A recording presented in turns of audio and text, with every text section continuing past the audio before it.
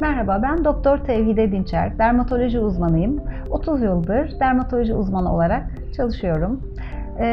Bir dermatoloji uzmanı olarak her türlü deri hastalığının teşhis ve tedavisini yanı sıra kozmetik uygulamalar da yaptığım uygulamalar arasında. Kişilerin problemlerine yönelik ürünlerle uygulamaları gerçekleştiriyorum. Mesela eğer kişinin cildinde alın ve göz çevresindeki kırışıklıklar öncelikli problemi ise bunu engellemek amacıyla botoks uygulamaları yapıyorum. Bunun yanı sıra dolgu uygulamaları, ciltteki, yüzdeki çizgilerin ortadan kaldırılması, sarkmaların ortadan kaldırılması amacıyla dolgu uygulamaları oldukça talep gören uygulamalardan. Kişiler cildinin canlı, sağlıklı, ışıltılı, mümkün olduğunca yaş almanın fark edilmediği bir görüntüyü istiyorlar.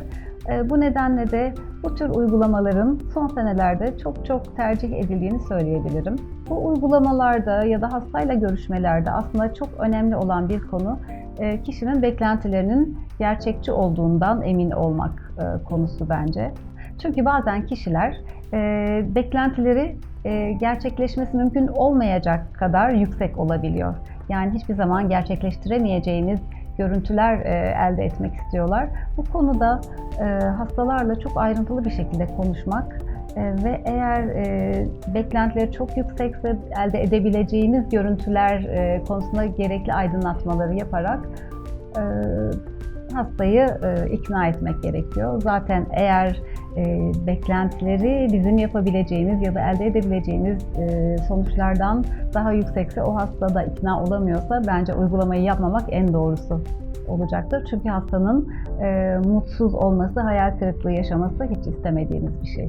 Bu uygulamalar öncelikle kişilerin sağlığı açısından herhangi bir sorun oluşturmamalı.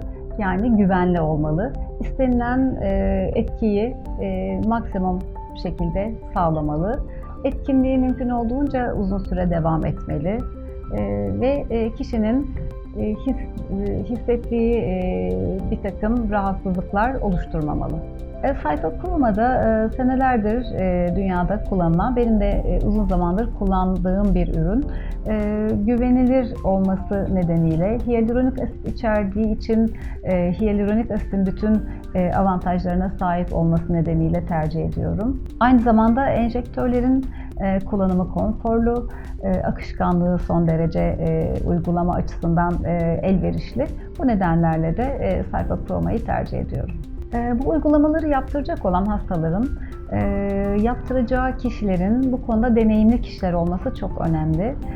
Yanlış uygulamaların birçok komplikasyona, hatta hayatı boyunca taşıyabileceği çok olumsuz görüntülere yol açabileceğini biliyoruz.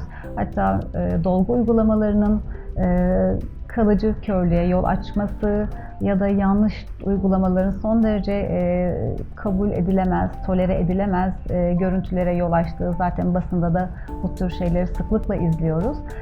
Bu nedenle merdiven altı denilen ya da kuaförlerde yapılan uygulamaları tercih etmemeliler. Bazen ucuzluğu nedeniyle bunlar tercih edilebiliyor.